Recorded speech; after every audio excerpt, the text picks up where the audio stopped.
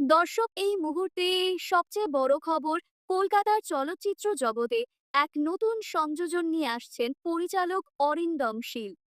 দর্শক, এই মুহূর্তে সবচেয়ে বড় খবর এবং পরবর্তী গুরুত্বপূর্ণ খবরগুলো সবার প্রথম পাওয়ার জন্য অবশ্যই চ্যানেলটিকে সাবস্ক্রাইব করে রাখুন। তার নতুন ছবি কর্পূর ৯০-এর দশকে তোলপাড় ফেলে দেওয়া বা মনীষা মুখোপাধ্যায় অন্তর্ধান রহস্যকে কেন্দ্র করে নির্মিত হয়েছে।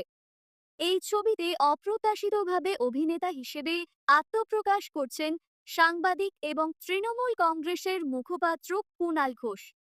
বাম জমানার এক রাজনৈতিক নেতার ভূমিকায় তাকে দেখা যাবে, যা সিনেমার প্রতি দর্শকদের আগ্রহকে আরও বাড়িয়ে দিয়েছে।